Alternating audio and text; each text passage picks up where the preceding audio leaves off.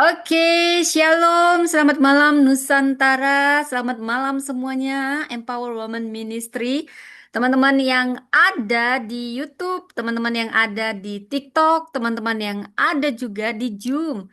Selamat malam, selamat hari Minggu, siap mendengar firman Tuhan, baik saudara? Mari kita buka hati, kita berdoa. Bapa Surgawi, Bapa yang penuh kasih, semua karena kebaikan, kemurahan-Mu, saat ini hamba-Mu hanya alat-Mu, akan menyampaikan hanya kebenaran firman-Mu, penuhi hamba dengan hikmat, otoritas, wibawa ilahi, berkata-katalah lewat mulut bibir hamba, biar hanya perkataan yang daripadamu sama persis seperti yang kau ingini hamba sampaikan.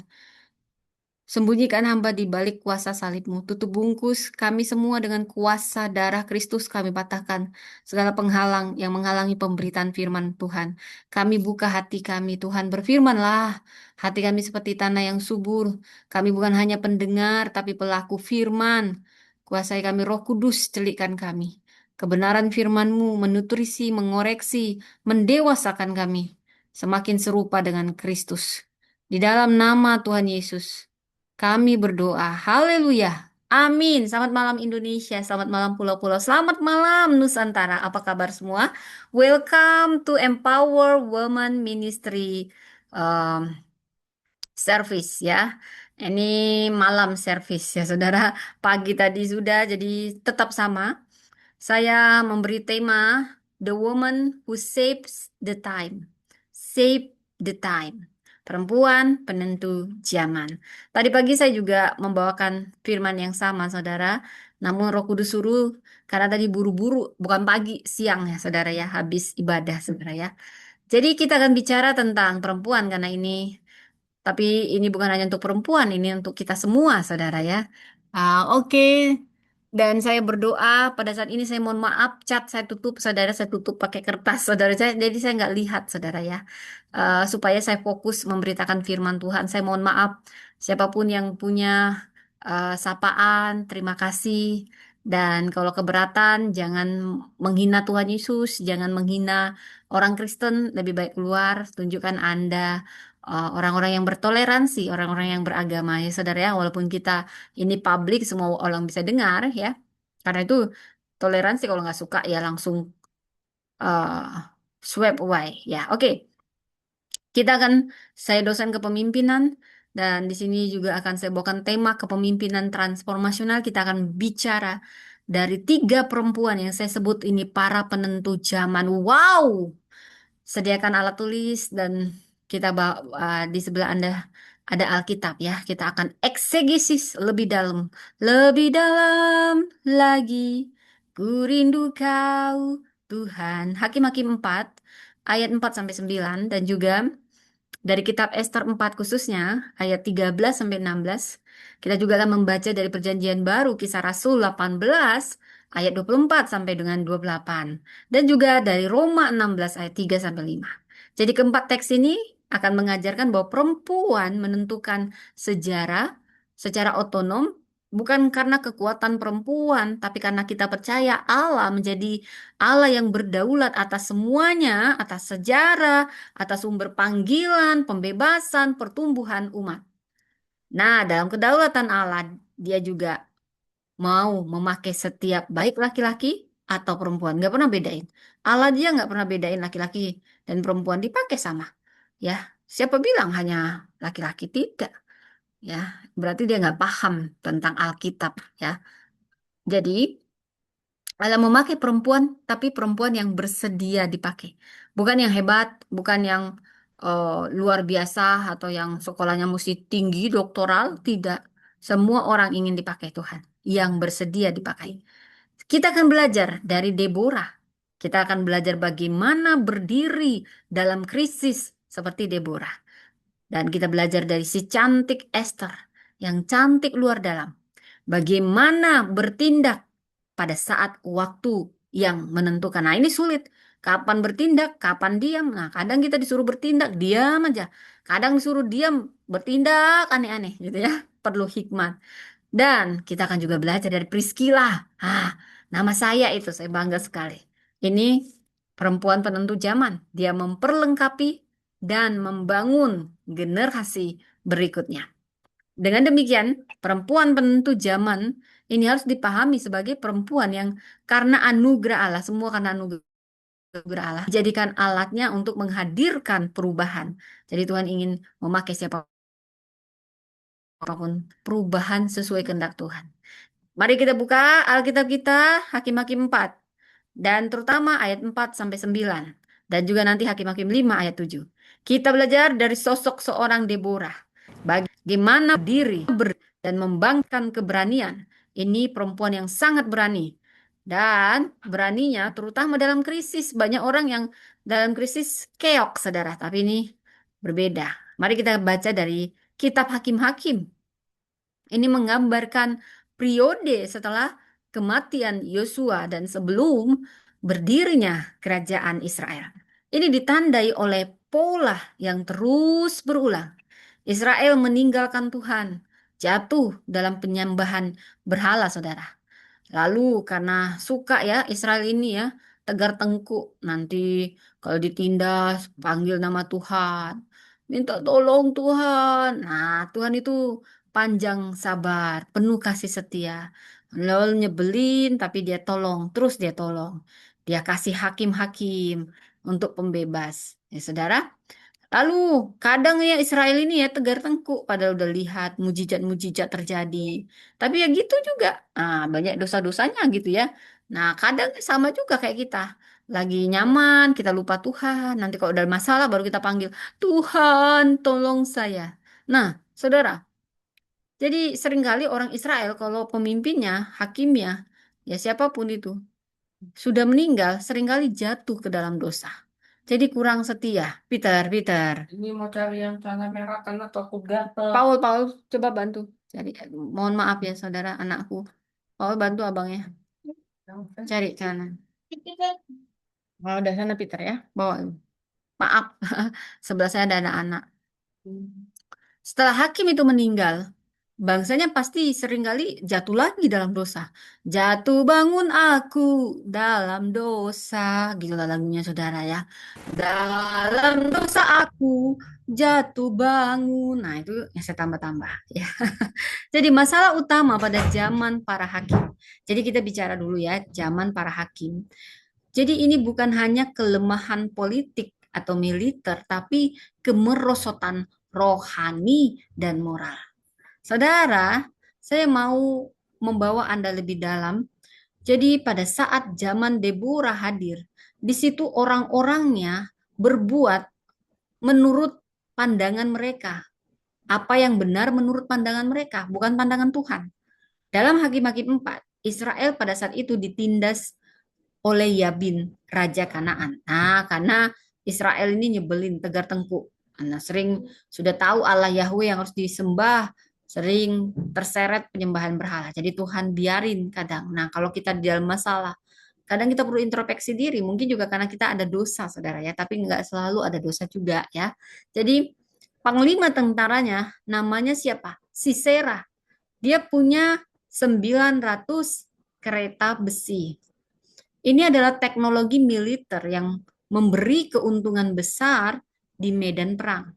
Israel pada saat itu mengalami penindasan 20 tahun. Wow, 1 tahun aja ditindas. Kita kemarin kena COVID yang nggak ditindas saja. 3,5 tahun ya saudara ya. Wah itu kita bingung gitu ya sampai zaman baru, new era gitu ya. Nah, di situ ini Israel 20 tahun ditindas. Kalau namanya kita di bawah penindasan, itu sekedar keadaan konflik militer, tapi kelumpuhan sosial. Bila kita membaca Hakim-Hakim 5 digambarkan saudara ya, kayak kemarin ya kalau ada perang, mungkin saat ini ada perang di yang sering perang Israel ya, Palestina, banyaklah. Jalan-jalannya pasti sepi karena semua mau menyelamatkan diri ya. Nah, jalan-jalan ditinggalkan, perjalanan tidak aman, gak enak lah kalau dibawa penindasan. Peter, Ini baru apa lama? ya udah ganti aja. Coba ganti apa? Ya mohon maaf, saudara. Ini lama gak? Ganti. Lama yang Enggak ini. tahu mama. Kamu yang ambil. Ah, Udah, ayo cepat. Dalam Hakim-Hakim 4, Israel berada di bawah penindasan Yabin, Raja Kanaan. Jadi Israel di sini digambarkan suasananya mencekam. Perjalanannya tidak aman, kehidupan masyarakatnya terganggu, dan disinilah seorang pemimpin Deborah muncul. Mari kita bahas Hakim-Hakim 4 ayat 4. Deborah ini nabiah. Nah, jadi nabi ada, nabiah ada. Nabi laki-laki, nabiah perempuan. Dia ini istri Lapidot, dia memerintah sebagai hakim. Nah, inilah bukti bahwa Allah tidak pernah hanya memberi kepemimpinan kepada laki-laki. Nah, tapi juga perempuan. Deborah buktinya. Nah, jadi salah kalau mengatakan yang pemimpin itu harus laki-laki. Kita dipanggil dan siapa yang bersedia dibentuk. Tidak urusan gender, gak ada hubungannya, ya. Jadi jangan pernah lagi menghalangi perempuan atau membatasi perempuan. Beda, Alkitab tidak pernah membedakan laki-laki dan perempuan dalam kepemimpinan, ya. Walau memang jumlahnya lebih banyak laki-laki. Ini simpannya di mana yang tanahnya? Kamar mandi. Ya. Jadi dia memerintah sebagai hakim atas Israel. Jadi kita akan kenal siapa Deborah, dia perempuan, dia nabiah, dia hakim atas Israel. Jadi Deborah ini nabiah, ini otoritasnya berhubungan dengan firman dan kehendak Tuhan. Dia bukan sekedar pemimpin administratif. Peter, ke kamar sana dulu, ke kamar sana. Bawa semuanya. Ini tadi ini simpannya di toilet. Jangan mama.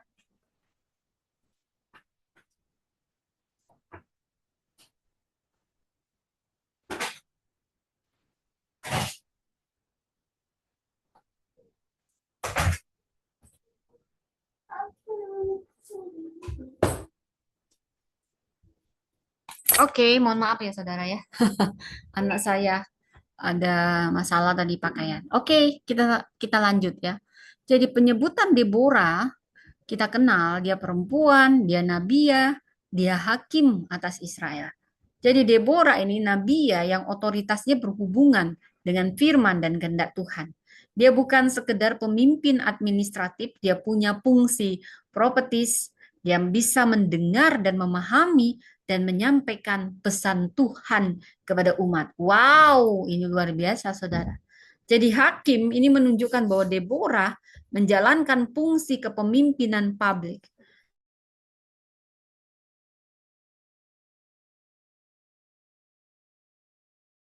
Dalam hakim juga dapat menjadi pemimpin, pembebas atau tokoh yang mengarahkan bangsa dalam masa krisis.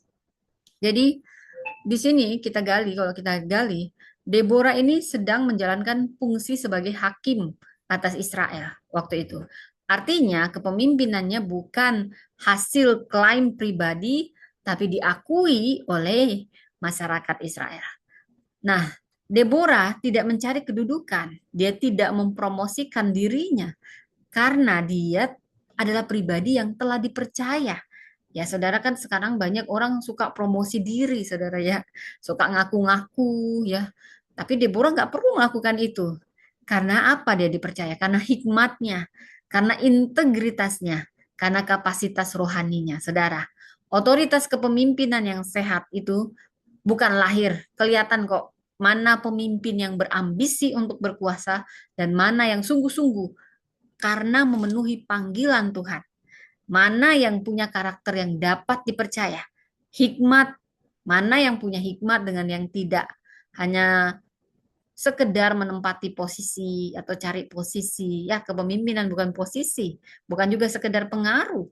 Tapi panggilan dan kesediaan untuk dibentuk, saudara. Jadi kemampuan bagaimana dia memahami kehendak Allah, kesediaan untuk melayani kebutuhan umat. Saudara, Deborah tidaklah menjadi penting karena dia berhasil menjadikan dirinya pusat perhatian. Bukan, dia nggak caper-caper gitu. Dia jadi penting kenapa? Karena memang Tuhanlah yang memakai kehidupannya untuk memberi arah kepada bangsa yang kehilangan arah. Tuhan langsung bicara sama Deborah, wah luar biasa Deborah ini. Dan kalau kita baca Hakim-Hakim 4 ayat 5, saudara, orang Israel menghadap dia untuk berhakim kepada mereka. Wow, ini perempuan yang berani, berintegritas, berkarakter, dipercaya, penuh hikmat. Sehingga orang kalaupun mau berhakim datang kepada dia. Dan dia ini biasa duduk di bawah pohon kurma, saudara. Antara Rama dan Betel. Jadi orang Israel datang kepadanya untuk memperoleh keputusan, saudara. Ini gambaran yang memperlihatkan suatu kepemimpinan yang bersifat terbuka dan dapat diakses. Deborah hadir di tengah tempat umat datang ketika butuh keadilan, keputusan, atau arahan. Otoritas Deborah muncul dari kepercayaan masyarakat. Orang datang kepadanya karena dia punya kemampuan. Dia mampu kasih pertimbangan dan dia dipercaya, saudara. Nah, ini kelihatan gitu, saudara. Semua kelihatan nggak mempromosikan diri, tapi benar-benar panggilan Tuhan. Saudara, dalam perspektif kepemimpinan transformasional, pengaruh dari Deborah ini sumbernya dari mana? Kok bisa ya segitunya dia dipercaya? Karena dia punya kredibilitas. Pemimpin yang punya kredibilitas pasti dipercaya. Kita kayak lihat ya Pak Ahok ya, ya namanya walaupun sekarang namanya udah sepi ya saudara, tapi saya acungkan jempol buat Pak Ahok yang berani speak up ya, tapi juga menjaga sikap ketika dia jadi gubernur, banyak perbaikan yang dia lakukan ya saudara ya. Kredibilitasnya yang bicara ya saudara ya. Dia tidak hanya punya posisi tapi dia juga punya mendapat kepercayaan. Ini prinsip kepemimpinan transformasional, gak hanya punya pengikut karena jabatan, tapi dipercaya karena memang dia punya konsistensi hidup, dia punya integritas, dia punya kecakapan, dia punya kebijaksanaan dan keberpihakan pada kebenaran, saudara. Jadi popularitas itu kita kalau mau terkenal, saudara, mudah. Punya uang, lu iklan-iklanin aja terkenal. Lu promosikan aja pakai uang, terkenal, saudara. Tapi kepercayaan itu tapi bisanya dibangun melalui karakter yang teruji. Karakter teruji lewat proses, ya proses. Nggak bisa bohong yang diproses sama yang nggak diproses, saudara.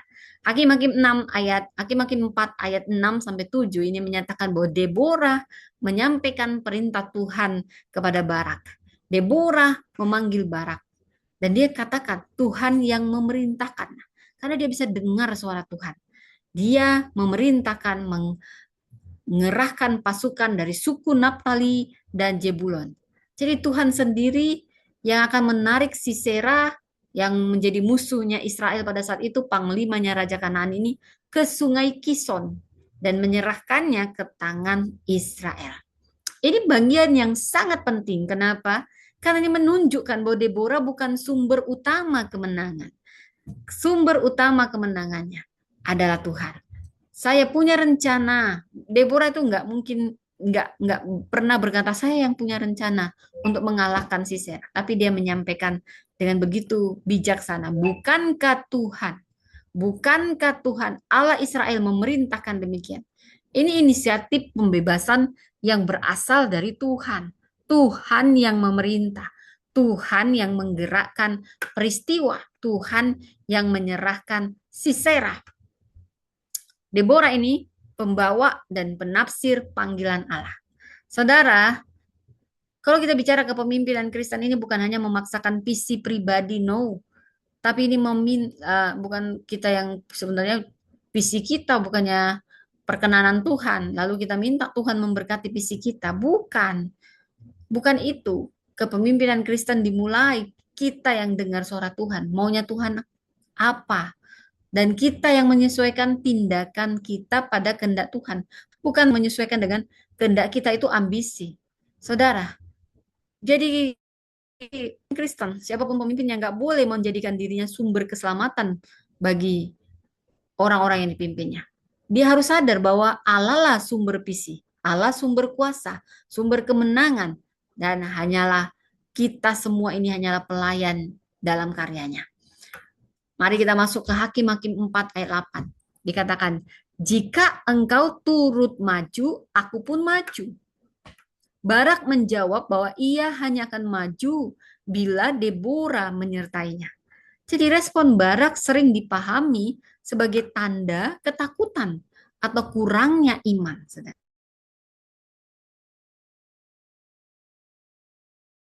Akan bahwa kehormatan akhir tidak akan menjadi milik Barak.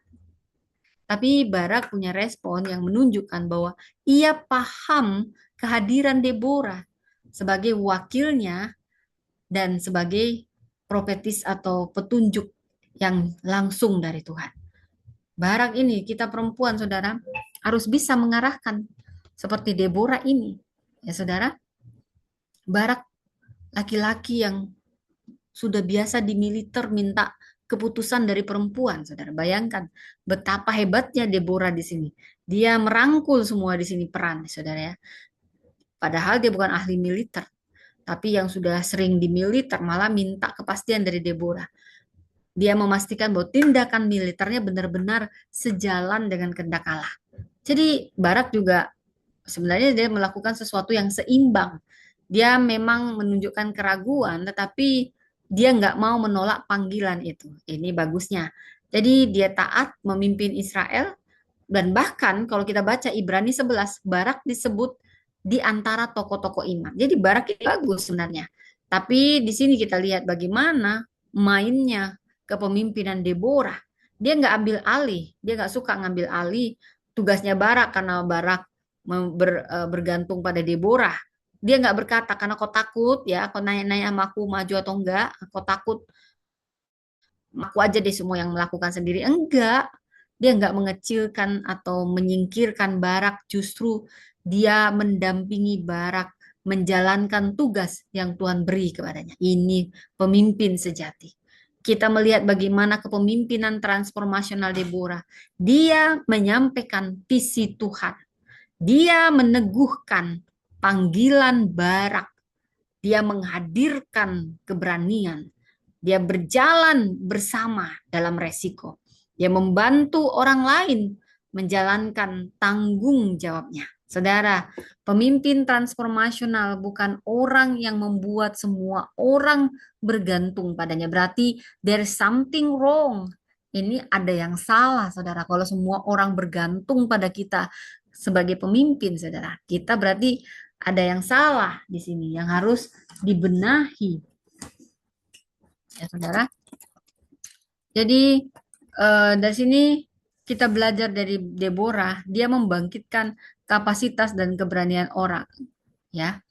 Kalau kita baca Hakim-Hakim 4 ayat 9, saudara, Tuhan akan menyerahkan Sisera ke dalam tangan seorang perempuan. Jadi Deborah sudah tahu apa yang terjadi ke depan nanti.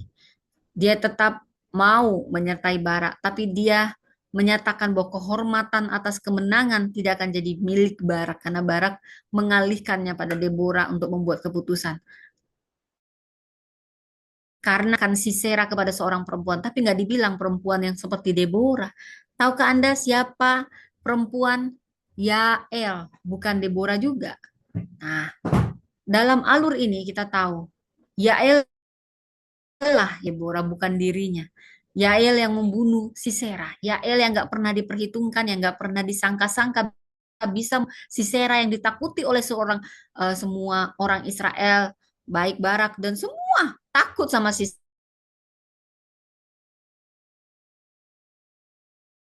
dan Barak. Tapi Yael yang membunuh Sisera. Panglima hebatnya Raja Kanaan. Dibunuh oleh mama-mama berdaster. Karena ternyata dia bukan pemimpin militer. Dia bukan siapa-siapa. Mungkin bisa dibilang hanya ibu rumah tangga biasa. Tapi keberaniannya, wow, itu mengalahkan apapun. Ini menunjukkan Tuhan ingin memakai siapapun. Nggak harus besar, tapi siapa yang bersedia dipakai Tuhan. Saudara, dari sini kita lihat, akhirnya saudara, kita bisa melihat penyataan bahwa Deborah tidak sedang mencari kehormatan bagi dirinya. Justru dia menubuatkan Tuhan akan gunakan perempuan lain, bahkan bukan dari struktur militer, untuk memberi kemenangan.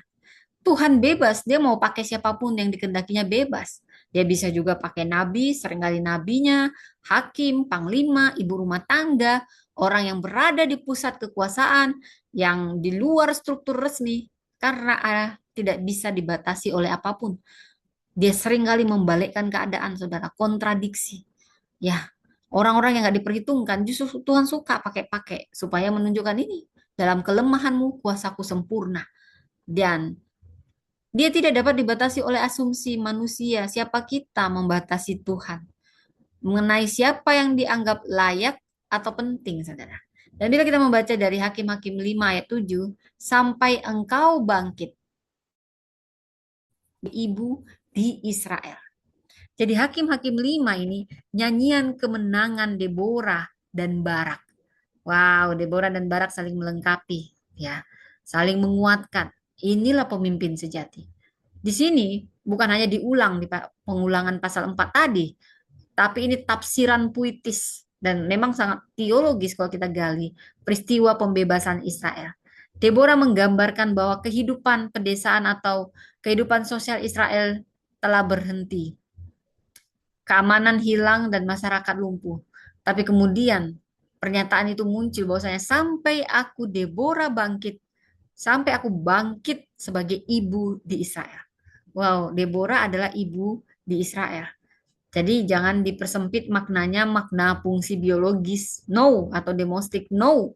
Ibu yang dimaksud di sini ini adalah metafora kepemimpinan yang mencakup punya perlindungan seperti ibu melindungi, pemeliharaan, keberanian dan juga pemberian arah, pembangkitan kehidupan, kepedulian terhadap masa depan umat. Deborah tidak hanya memimpin sebagai hakim, dia memimpin dengan kepedulian terhadap kehidupan bangsa. Kepemimpinannya bukan dominasi, tapi perlindungan dan pemulihan. Jadi kalau kita melihat kata bangkit, kita eksegesis dari ayat ini, saudara. Ini bangkit yang dimaksud bukan bangkit berdiri gitu saja, tapi berespon. Dia berespon aktif dan benar terhadap suatu keadaan. Dan di sini Deborah berespon aktif terhadap krisis. Dia nggak menciptakan krisis, dia nggak nolak, uh, dia nggak memungkiri, tapi dia bersikap aktif bukan pasif. Dia berdiri aktif artinya. Ketika saat itu keadaan bangsa seakan-akan berhenti, dia mengambil tanggung jawab, itu namanya berdiri. Ambil tanggung jawab saat ketakutan menyelimuti semua orang. Dia tidak menunggu keadaan jadi ideal, tapi dia mulai bertindak menaati Tuhan. Saudara, dari sini kita belajar kalau kita buka tadi Hakim-Hakim 4 sampai 5, ini memberitahu bagi pemimpin rohani karena dia seorang nabiah. Dia juga pemimpin publik karena dia menghakimi Israel. Dia juga pemimpin strategis karena dia mengarahkan Barak. Dia pemimpin katalisator karena dia membangkitkan keberanian orang lain. Dia pemimpin keibuan karena dia melindungi dan menghidupkan umat. Dia pemimpin yang berpusat pada Allah. Karena memang kemenangan selalu tetap berasal dari Tuhan. Saudara, di sini kita melihat Deborah ini pemimpin transformasional. Karena dia memberikan visi berdasarkan firman Tuhan. Dia membangkitkan harapan di tengah ketakutan. Bayangkan 20 tahun ditindas. Dia memberi harapan. Itu pemimpin transformasional. Dia menggerakkan Barak. Padahal Barak yang harusnya paham militer. Yang juga nggak mengecilkan atau menyudutkan Barak. Dia membangkitkan harapan dan menggerakkan setiap orang. Dia menghadirkan keberanian, memulihkan kehidupan bangsa. Saudara, ini yang kita belajar yaitu berdiri seperti Deborah. Kita semua perempuan bisa dipakai asal kita mau berdiri. Bersedia berdiri untuk apa? Berdiri dalam kebenaran, dalam krisis. Berdiri bersama mereka yang takut, beri pengharapan dan keberanian. Berdiri tanpa mengambil kemuliaan Tuhan. Berdiri, bangkitkan orang lain. Lalu kita belajar dari Esther, si cantik Esther. Esther yang cantik luar dalam, saya suka banget saudara, dan banyak terinspirasi ya saudara ya, mungkin karena saya cantik gitu ya saudara. Ya, jadi Esther bertindak pada saat yang menentukan. Jangan menang cantik aja lu, jangan modal cantik, jangan modal body, jangan modal apapun, tapi bertindaklah pada saat yang menentukan, karena itu perlu hikmat dari Tuhan. Saudara, saya mau kilas balik dulu siapa Esther. Si cantik Esther. Dia dari zaman kekaisaran Persia. Saat itu bangsa Yahudi dia pembuangan ya, ada di pembuangan. Jadi bisa dibilang komunitas diaspora. Yahudi yatim piatu biasa saja semua, semuanya biasa saja. Nah, seperti itu. Dan dia dibesarkan oleh Mordekai. Dia mengalami rangkaian pegawai istana, dia melakukan banyak tes, akhirnya dia yes menang menggantikan Wasti jadi ratu Persia. Bayangkan Yahudi minoritas jadi ratu Persia.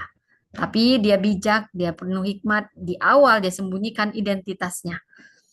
Lalu adalah si iri hati namanya Haman karena dia benci sama Mordekai yang nggak mau nyembah dia kalau lewat.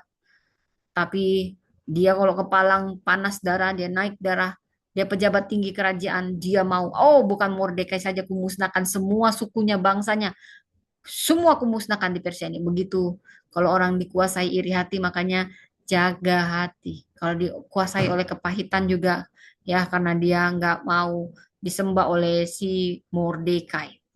Jadi pada saat itu saudara, raja pun terhasut Haman yang ingin memusnahkan bangsa Yahudi. Dan saat itu Esther ada di istana.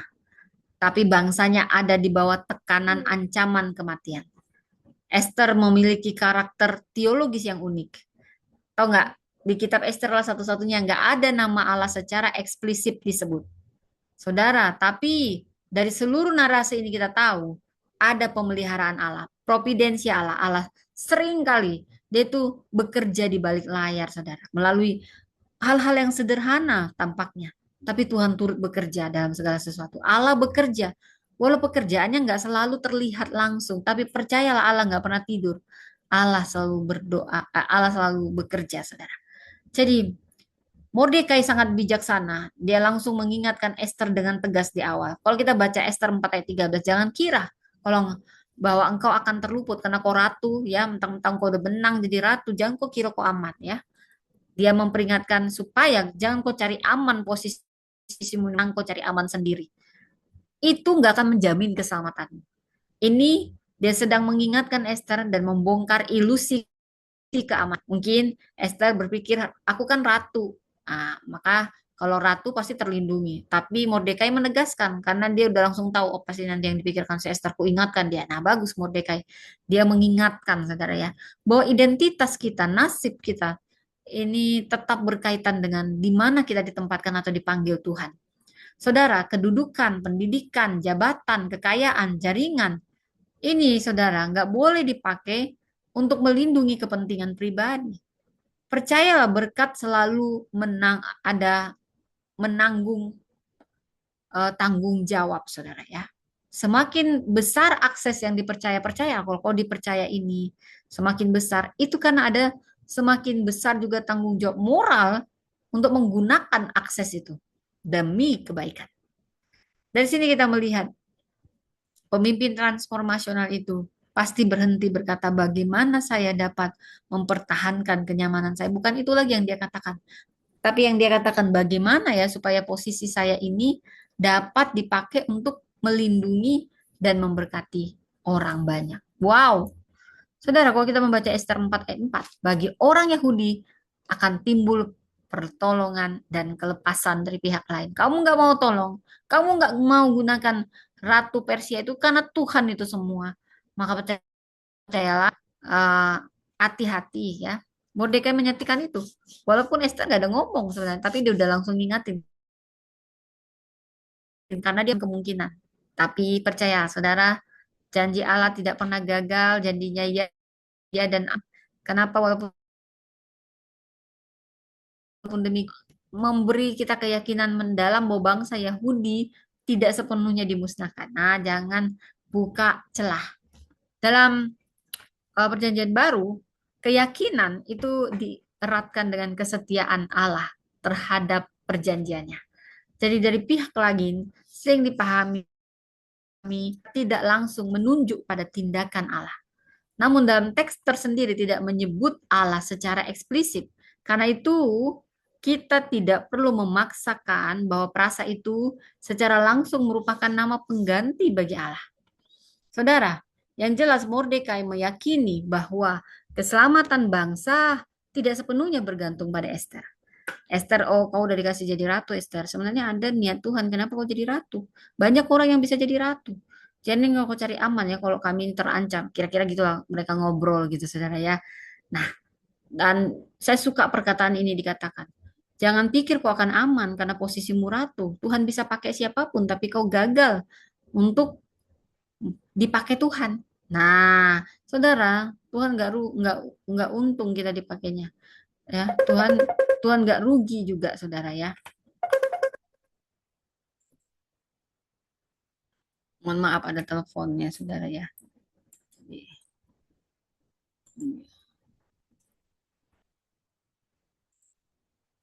Mohon maaf.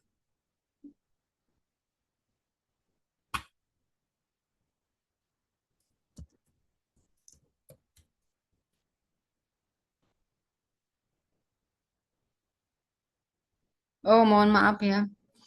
Ini ada sedikit masalah.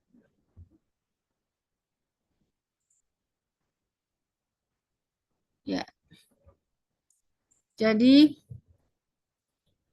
Allah tidak bergantung pada satu manusia untuk menyelesaikan rencananya. Manusia bertanggung jawab untuk menjawab kesempatan hidup ini adalah kesempatan. Kesempatan untuk melayani Allah. Kamu nggak melayani Allah, Allah nggak rugi, kamu yang rugi. Ya, Allah bisa pakai siapapun. Kamu dipanggil, kamu nggak mau menjawab panggilan Allah, Allah nggak rugi, kamu yang rugi. Ya, karena hidup ini sementara. Nanti hidup yang kekal diberi. Nah, kalau Tuhan panggil, posisimu itu nggak ada yang kebetulan. Kamu dapat posisi apapun, nggak ada tuh yang kebetulan. Tuhan sedang merancang untuk suatu hal, tujuan, di mana kau ada saat ini. Ada tujuannya, nggak ada yang kebetulan. Kita percaya dalam Tuhan nggak ada yang kebetulan. Saudara, dari sini kita belajar banyak hal, saudara ya. Ya, jadi eh, tunggu ya, saudara. Ini kakak saya ada ngubungin. Ya, internetnya ada gangguan. Ya, jadi kedaulatan Allah, karya Allah tidak akan gagal hanya karena satu orang menolak. Esther bukan juru selamat mutlak bagi bangsanya. Esther menolak, Allah tetap berdaulat, dia bisa pakai siapapun yang mau dipakai. Nggak harus posisi yang tinggi, nggak harus, dia bisa jadikan apapun. Dan dia justru suka kali pakai orang-orang yang biasa. Jadi bersyukurlah, haleluya. Kalau Anda bukan mulanya biasa saja, aku orangnya biasa saja, bersyukurlah. Karena Tuhan suka pakai orang-orang yang biasa, saudara, karena di tangannya semuanya.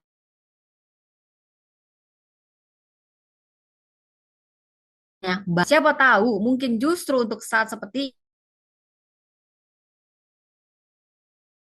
ini sering dipahami sebagai pernyataan langsung dan pasti mengenai panggilan Esther.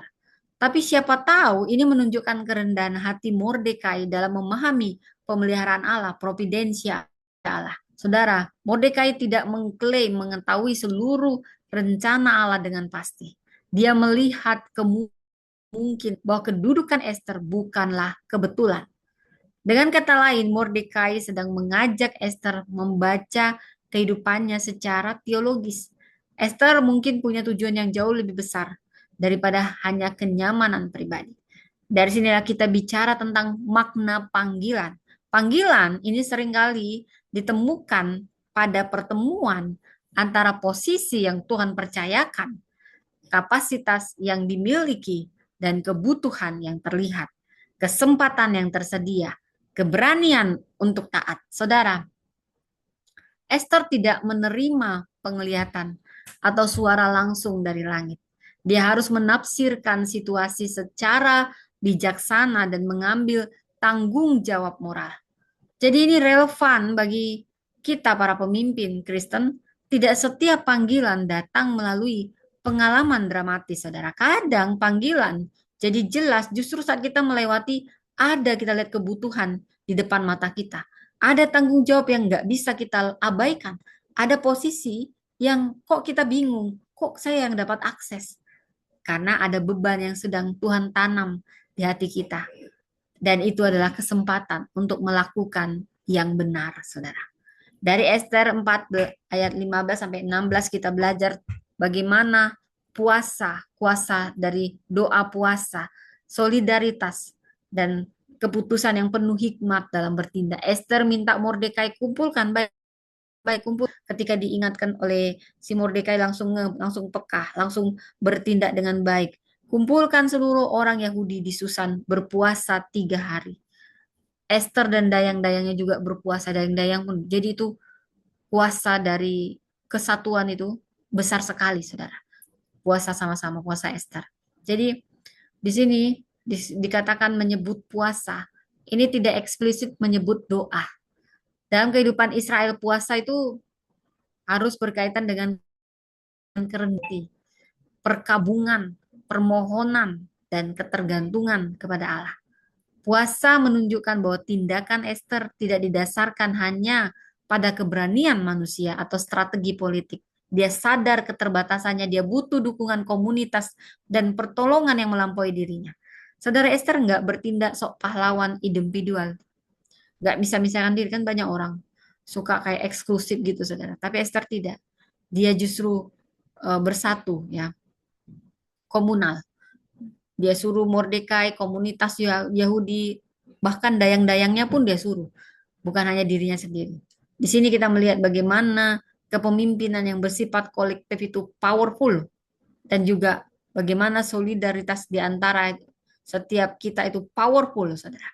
Pemimpin transformasional nggak kumpulkan seluruh kehormatan hanya bagi dirinya, dia menggerakkan setiap orang untuk berpartisipasi dengan penuh tanggung jawab. Saudara, dikatakan aku akan masuk menghadap raja, kata Esther. Sungguh pun berlawanan dengan undang-undang, selalu berani mengambil resiko.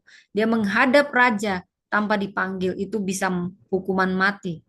Kecuali raja berkenan mengulurkan tongkat emas. Esther, tindakan Esther ini bukan simbolis, tapi ini benar-benar menghadapi resiko. Keberaniannya bukan impulsif atau tiba-tiba gitu, tapi Esther bertindak dengan sangat strategis dari sini. Kita perlu bertindak dengan sangat strategis, saudara. Dia pilih waktu, dia siapkan perjamuan, dia baca suasana, dia susun komunikasi, dia mengajukan permohonan tahap. Saudara, ini menunjukkan bahwa iman dan strategi tidak saling bertentangan. Esther berpuasa tetapi dia juga merencanakan, saudara. Esther bergantung kepada pertolongan yang lebih besar, tetapi tetap menggunakan kecerdasan dan kemampuannya. Itu butuh seperti yang dilakukan Esther, strategis ini. Semua berasal dari Allah, doa dan perencanaan.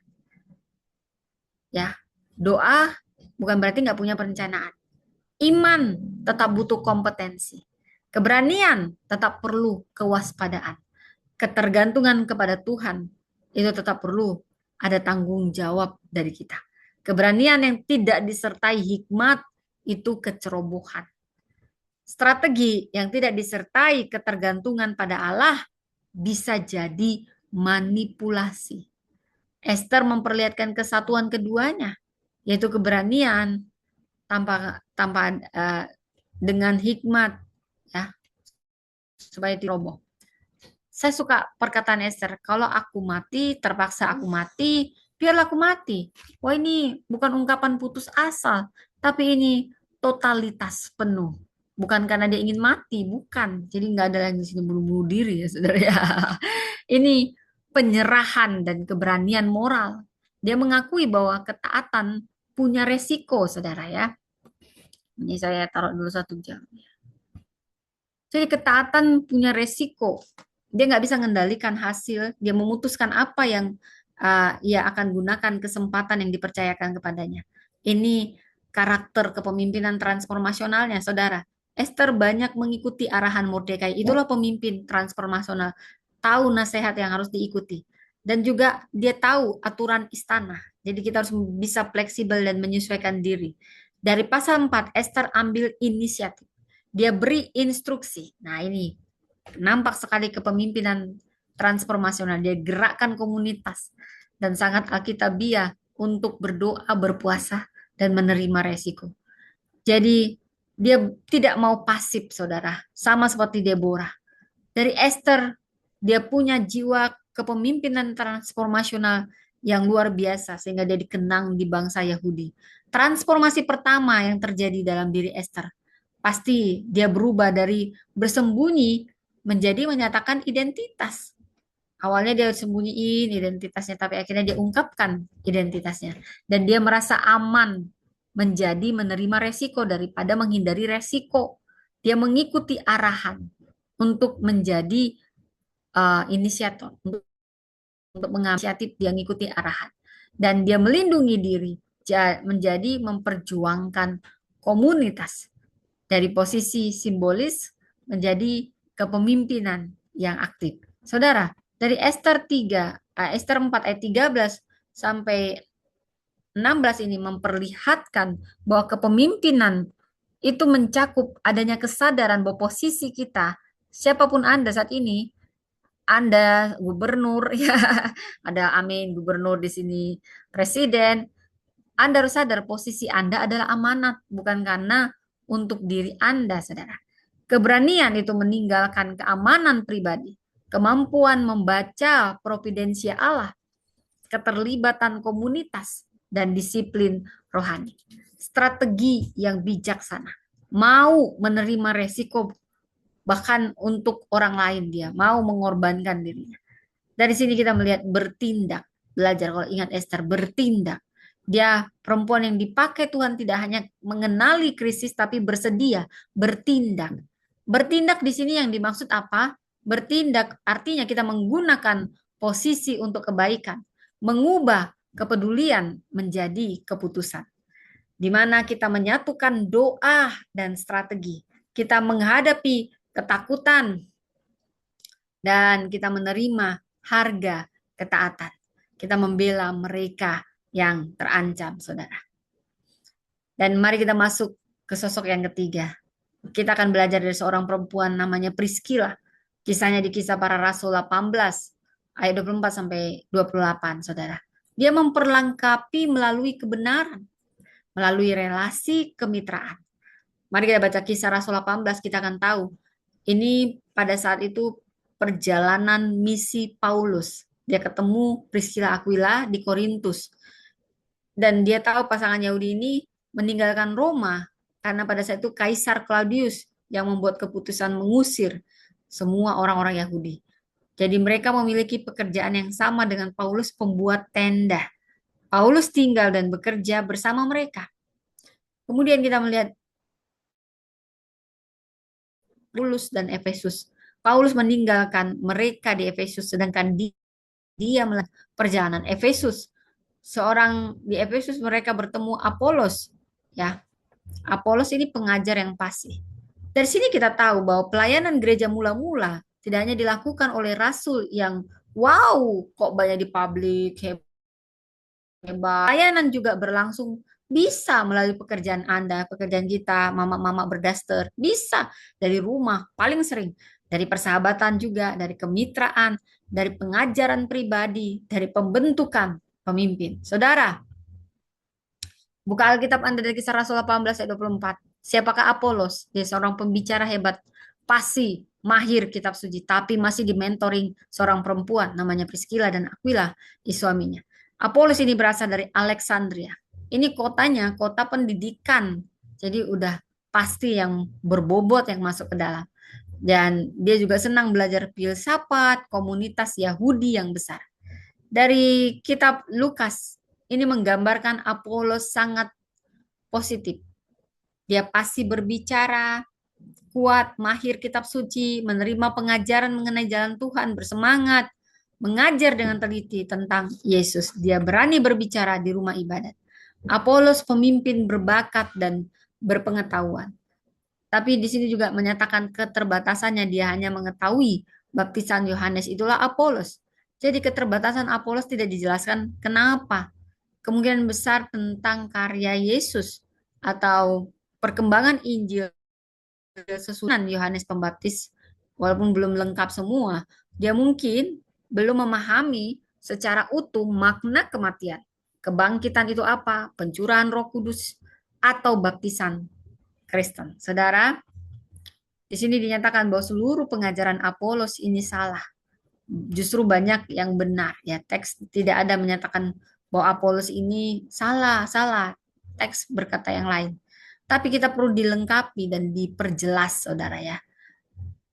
Pemimpin itu adalah orang yang bisa punya bakat, berbakat, bersemangat, pasti, berpendidikan, memiliki pengaruh. Tapi masih butuh pembentukan. Kita tidak menghilangkan fase kepastian dengan ketidaktepatan. Saudara, dari Priscilla, dia semangat tidak selalu sama dengan kedewasaannya, saudara. Pemimpin yang sehat itu harus tetap dapat diajar, saudara. Ya, kalau kita baca kisah Rasul 18 ayat 26, Priscilla Aquila mendengar Apolos yang saat itu bicara di rumah ibadat. Mereka tahu kemampuan Apolos. Mereka kenal hal yang bersamaan, kekuatan Apolos, keterbatasan pengertiannya. Wow, saudara, mereka tidak menolak seluruh pelayanan Apolos hanya karena menemukan kekurangan. Mereka juga tidak membiarkan kekurangan itu terus berlangsung tanpa koreksi. Inilah ketajaman kita para pemimpin, mampu menghargai karunia orang lain tanpa mengabaikan kebutuhan pembentukannya.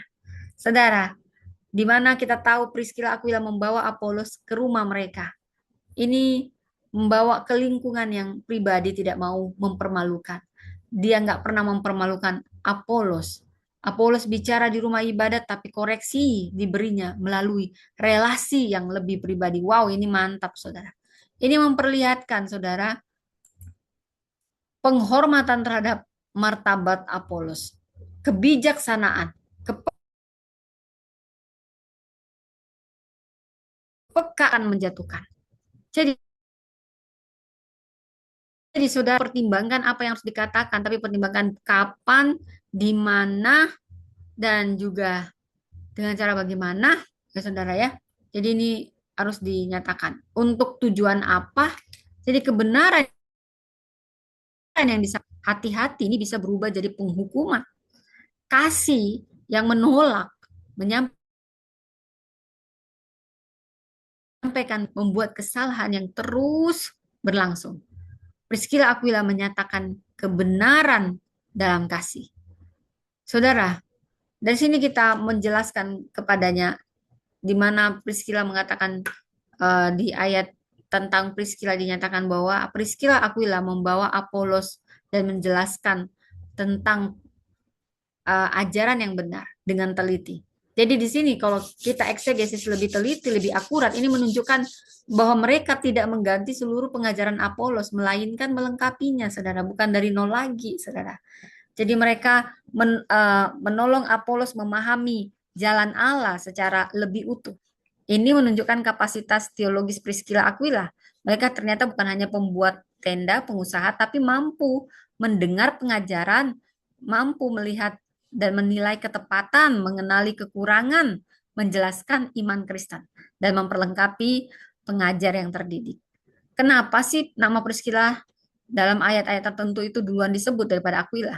Di Perjanjian Baru urutan nama berubah-ubah. Penyebutan Priscilla lebih dahulu dapat menunjukkan bahwa ia memiliki pesan yang menonjol atau dikenal dalam pelayanan. Namun tidak perlu terus digunakan untuk membangunkan kesimpulan ya saudara ya.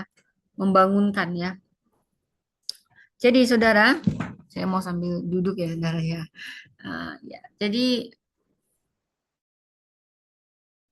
Priscilla di sini disebut lebih dahulu karena dalam perjanjian baru urutan mereka juga nggak berubah-ubah. Penyebutan Priscilla lebih dulu menunjukkan karena Priscilla punya peran yang menonjol atau dikenal dalam pelayanan. Dia lebih berperan aktif dibanding suaminya gitulah saudara ya bahasanya. Jadi di sini kesimpulannya berlebihan mengenai struktur jabatan gereja saudara. Di sini ditegaskan dengan pasti bahwa Priscilla aktif dalam pelayanan teologis dan pembentukan Apolos. Jadi, bagi kita perempuan, perlu berpendiri. Ini menunjukkan bahwa perempuan dapat punya pemahaman teologis, kemampuan mengajar, kepekaan doktrinal, peran dalam pembentukan pemimpin, kontribusi penting bagi pertumbuhan gereja. Saudara, pendidikan teologi bukan sekedar usaha memperoleh gelar, tapi ini harus dipakai untuk menjaga kemurnian Injil, untuk memperlengkapi orang lain, mengoreksi dengan kasih, membangun gereja, menolong orang semakin efektif dalam pelayanan. Saudara ya. Jadi pengetahuan teologi itu, kita yang sekolah-sekolah ya, itu harus dipakai untuk menjaga kemurnian Injil, bukan patentengan, tapi untuk memperlengkapi orang lain, untuk mengoreksi dengan kasih, untuk membangun gereja, menolong orang semakin efektif dalam pelayanan. Kalau kita membaca Kisah Rasul 18, khususnya 27 sampai 28, disinilah Apolos diperlengkapi dan dilepaskan. Setelah menerima pengajaran Priscilla Aquila, dia kembali ke Akaya dan saudara seimannya memberi surat dukungan agar jemaat menerimanya. Wow, di Akaya Apolos sangat berguna bagi orang percaya. Dengan kuat dia membantah orang Yahudi di muka umum dan menunjukkan kitab suci bahwa Yesus Mesias. Saudara, kalau kita melihat ini hasil mentoring Priscilla Aquila. Jadi hasil mentoring itu nggak boleh ketergantungan. Apolos tidak dijadikan pengikut pribadi mereka oleh komunitas untuk melayani, saudara. Ini prinsip kepemimpinan transformasional. Saudara, pemimpin tidak membentuk orang agar terus bergantung kepadanya. Wah, berarti ya. Jadi eh, kita bisa melihat pelayanan Priscilla Aquila, saudara. Mereka memperlengkapi Apolos. Mereka melayani jemaat Akaya, menolong orang percaya, memberitakan bahwa Yesus Mesias. Jadi pelayanannya kemudian dikenal dalam komunitas Korintus, saudara. Jadi Priscilla menunjukkan bagaimana kepemimpinan transformasionalnya menghasilkan multiplikasi. Dari Priscilla kita belajar kepemimpinan yang bisa mengenali potensi orang lain, bukan membunuh potensi orang lain, kenali, kembangin. Jangan hitung-hitungan. Tidak takut dia terhadap orang yang berbakat, dia bisa bedakan kekuatan dan kekurangan, dia koreksi secara bermartabat, dan dia berakar sangat dalam pada pemahaman teologis, dan dilakukan melalui kemitraan. Jadi tujuannya untuk memperlengkapi dan melepaskan. Inilah yang menghasilkan dampak yang berlipat kali ganda, saudara.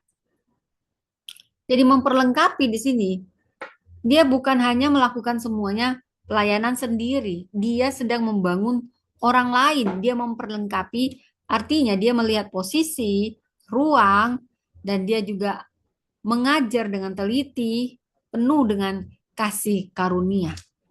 Saudara, Paul, jangan serem-serem. Jadi,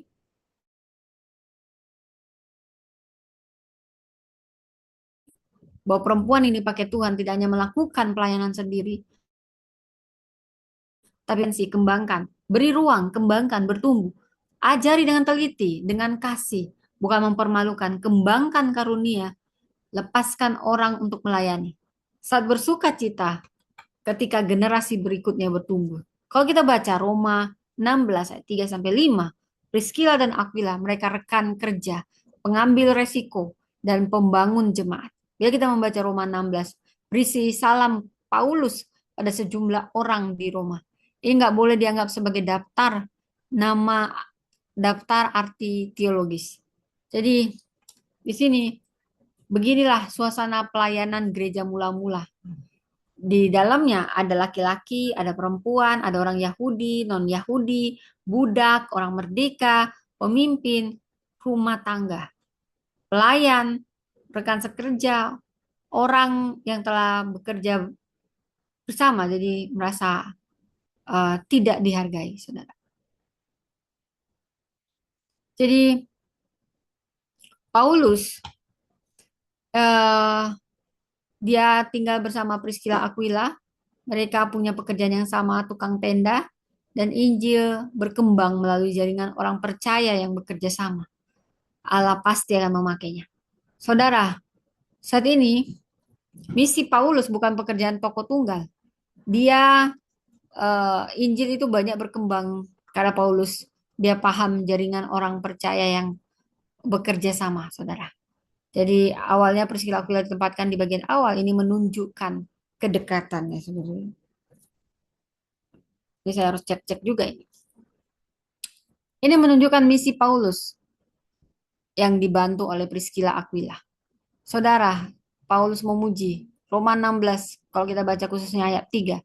Paulus menyebut Priscilla Aquila rekan kerja. Dia menunjukkan kemitraan nyata dalam pelayanan Injil. Mereka butuh bukan sekedar hanya kenalan dengan Paulus atau memberi tempat tinggal, tapi mitra dalam karya Allah, dalam Kristus Yesus. Ini memberi dasar dan kepusatan kemitraan mereka. Jadi di sini ada hubungan pelayanan yang tidak terutama dibangun atas kepentingan pribadi, keuntungan ekonomi, kesamaan status atau organisasi, tapi semua dipersatukan dalam Kristus dan misinya. Jadi apa yang perlu dilakukan? Kita harus kolaboratif. Gak ada pemimpin yang bisa memikul seluruh dunia ini. Gak ada.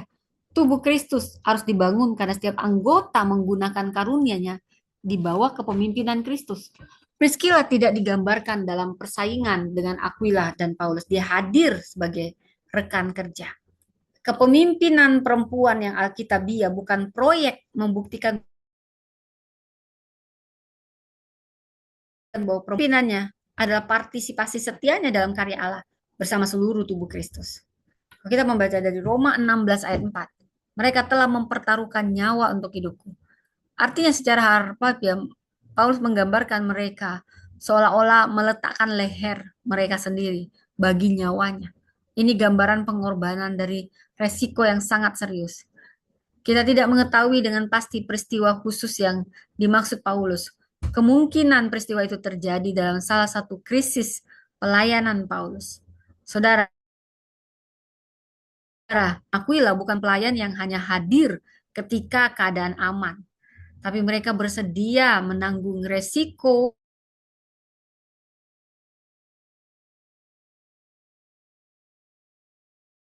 pengorbanan, saudara. Kepemimpinan ini punya kredibilitas yang dibuktikan melalui pengorbanan salah satunya. Nggak hanya mengajarkan kesetiaan atau menjalani kesetiaan, tapi bicara lebih dalam misi dan mempertaruhkan nyawa keamanan bagi misi. Inilah teladan kepemimpinan transformasional, orang yang tidak hanya dipengaruhi perkataan, tapi kehidupan yang memperlihatkan kesungguhan nilai-nilai tersebut, saudara. Jadi dikatakan bukannya aku yang berterima kasih, kata Paulus, tapi juga semua jemaat bukan Yahudi. Pengorbanan Priscilla Aquila bagi Paulus ini menghasilkan dampak yang lebih luas daripada hubungan pribadi mereka. Paulus ini rasul bagi bangsa-bangsa bukan Yahudi. Dengan melindungi dan mendukung Paulus, mereka ikut mendukung keberlanjutan pelayanan kepada banyak jemaat. Karena itu saudara, jemaat-jemaat yang bukan Yahudi punya alasan untuk terus berterima kasih. Ini menunjukkan bahwa dampak pelayanan seringkali lebih luas daripada yang terlihat. Seorang yang mungkin menolong satu pemimpin, tapi melalui pemimpin itu banyak orang diberkati. Seorang mungkin membuka rumah bagi satu komunitas kecil, tapi komunitas itu kemudian membentuk banyak pelayan. Saudara, seorang mungkin memperlengkapi satu orang, tapi orang tersebut kemudian melayani banyak generasi. Kalau kita membaca dari Roma 16 ayat 5, salamku juga kepada jemaat di rumah mereka. Priscilla Aquila membuat rumah mereka itu jadi tempat ngumpulnya jemaat, pertemuan. Di abad pertama, gereja belum ada gedungnya, terutama berkumpul jadinya para murid itu dalam gedung-gedung khusus seperti saat ini. Banyak jemaat berkumpul, anggota yang memiliki ruang dan kemampuan menerima komunitas. Membuka rumah bagi jemaat bukan tindakan kecil, tapi ini mencakup keramah tamahan, penggunaan sumber daya, resiko, tanggung jawab komunitas, penyediaan ruang bagi ibadah dan pembentukan iman. Rumah mereka lah ruang gerejawi. Kehidupan mereka baik secara pribadi, pekerjaan, keluarga, pelayanan ini nggak bisa dipisahkan secara kaku. Itulah kepemimpinan Priscilla, keramah tamahannya dan sikapnya yang memperlengkapi. Jadi ini bukan hanya sekedar bicara menyediakan makanan, tapi lebih dalam kehidupan dan sumber daya bagi karya Allah dan sesama. Dari Priscilla, rumahnya dijadikan tempat ibadah, tempat persekutuan, pengajaran, perlindungan, pembentukan komunitas, dan pusat pelayanan. Kepemimpinan tidak selalu dari mimbar, saudara. Kepemimpinan itu bisa dari meja makan, percakapan, rumah yang terbuka, relasi yang konsisten. Kalau kita membaca eksegesis Roma 16 ayat 3 sampai 5 ini menegaskan bahwa Priscilla adalah rekan sekerja dalam Kristus, pemimpin yang bekerja melalui kemitraan, pribadi yang berani ambil resiko. Kayaknya semua berani ambil resiko. Dan pendukung pendukung misi lintas wilayah, pembangun komunitas gereja, dia pemimpin yang menggunakan rumah dan sumber dayanya untuk pelayanan. Jadi yang nampaknya diakui oleh banyak jemaat juga, saudara ya. Roma 16 ayat ini gambaran Kisah Rasul 18, saudara ya. Dalam Kisah Rasul kita melihat Priscilla memperlengkapi Apolos di Roma, terlihat bagaimana mereka juga rekan Paulus, berani ambil resiko, pemilik rumah yang jadi tempat jemaat. Kepemimpinan itu teologis, itu Priscilla, relasional, misioner, domestik, dan sekaligus publik. Jadi lokal sekali, lintas wilayah pribadi, sekaligus gerejawi. Saudara, dari sini kita tahu ada keempat teks ini. Ya, kalau kita gali, kita tahu bahwa Allah adalah pelaku utama sejarah. Semua kisah ini Allah yang jadi pusatnya. Tuhan panggil dan beri kemenangan pada zaman Deborah. Providensia Allah bekerja dalam Esther, saudara, dalam kisah Esther. Dan jalan Allah, saudara, dijelaskan dengan lebih teliti kepada Apolos. Jadi pelayanan Priscilla dan Aquila dalam Kristus Yesus ini luar biasa. Sehingga layaklah Priscilla disebut perempuan penentu zaman. Bukan mau mengendalikan sejarah dengan kekuatannya, tapi menyerahkan diri untuk dipakai Allah dalam sejarah. Jadi yang kedua kita belajar, panggilan hadir dalam bentuk yang berbeda. Allah bisa pakai siapapun, perempuan, laki-laki, tapi kadang dia suka caranya yang berbeda. Deborah itu memimpin sebagai nabiya dan hakim. Esther, dia ini mengambil posisi politik dan akses istana. Priscilla, ini yang memimpin melalui pekerjaan, rumah, pengajaran, kemitraan, dan mentoring. Hal ini menunjukkan bahwa kepemimpinan itu nggak boleh hanya dibatasi pada jabatan formal, tapi ini juga berlangsung melalui keputusan kita, pengaruh, pendidikan, keberanian moral, pembentukan orang lain.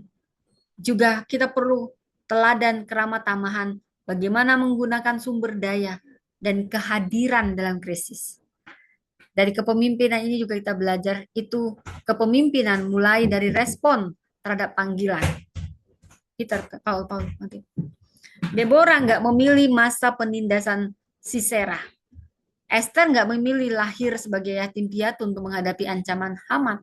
Priscilla nggak memilih mengalami pengusiran dari Roma. Tapi mereka memilih bagaimana merespon keadaan. Kepemimpinan bukan kemampuan mengendalikan keadaan, tapi kemampuan memberikan respon yang setia di tengah keadaan, saudara ya.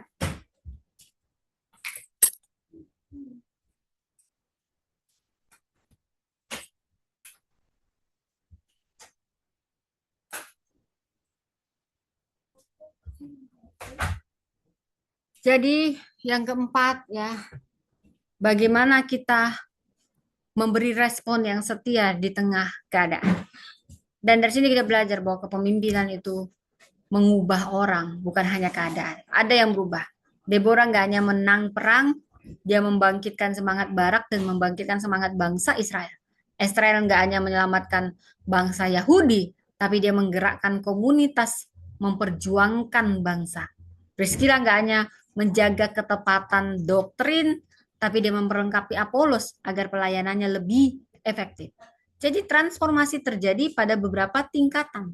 Transformasi pribadi, relasi, komunitas, arah sejarah umat.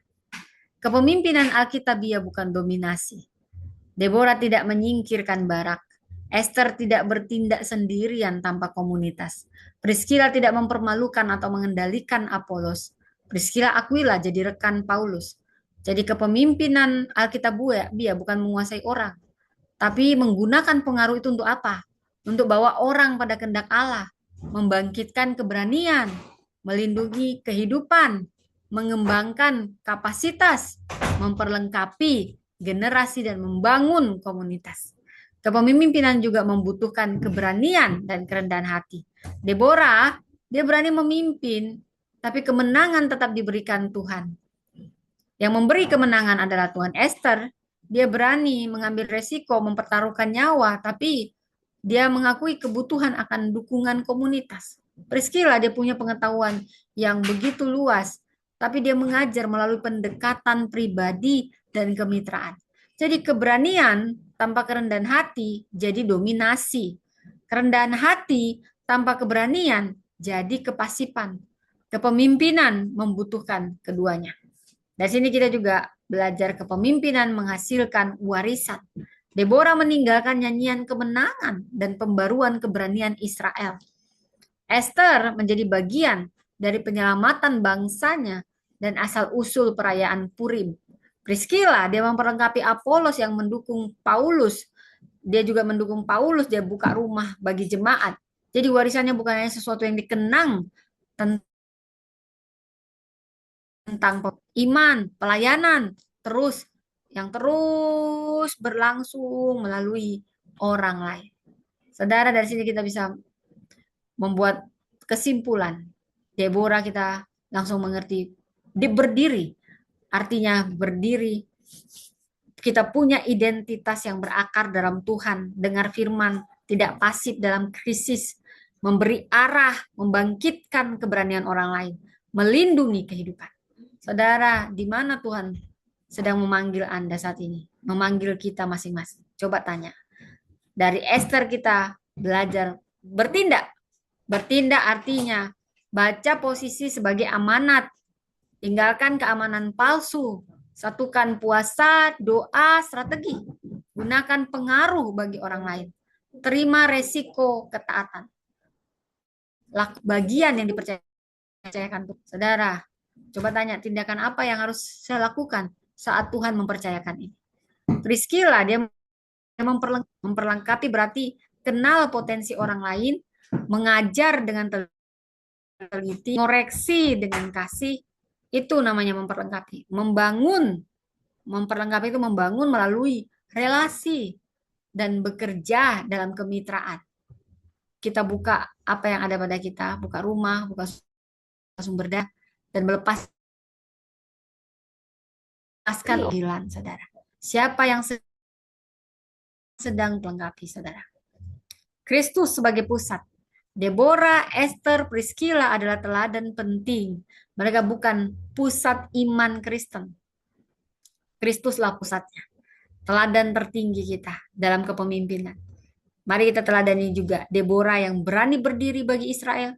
Tapi Kristuslah dan gembala kita yang menyerahkan nyawa bagi umatnya.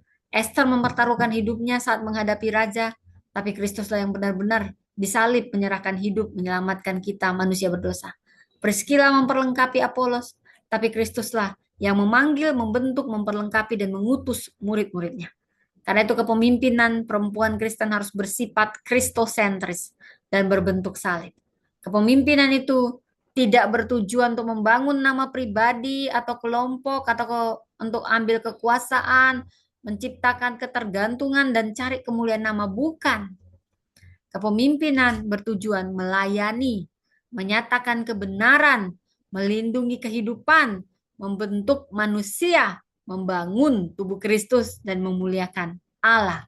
Saudara, di sini ini memperlihatkan bahwa Allah memakai perempuan dengan konteks karunia dan bentuk kepemimpinan yang berbeda.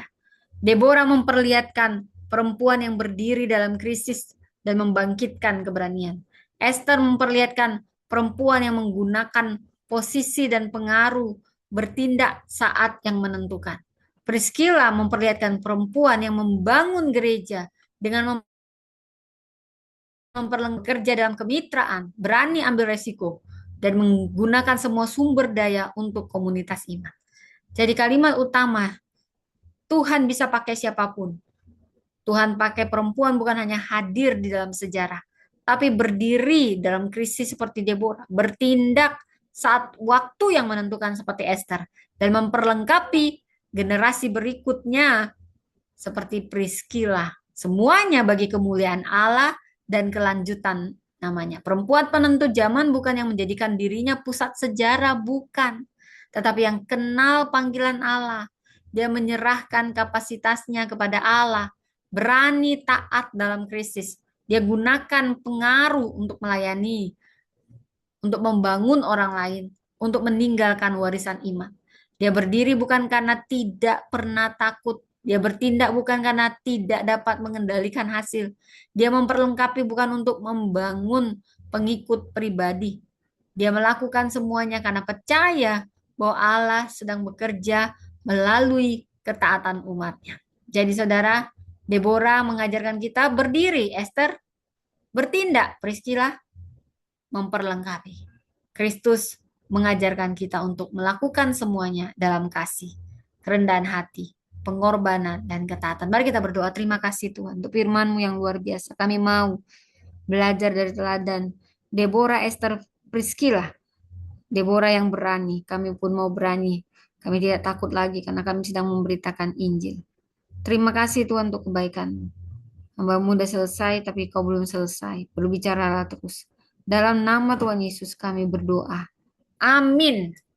Ya, sekian firman Tuhan hari ini. Saya mohon maaf, saya nggak lihat chat saudara ya. Oke, teman-teman yang di YouTube, by the way ini ada di YouTube Priscilla Dastina. Selamat malam, Tuhan memberkati.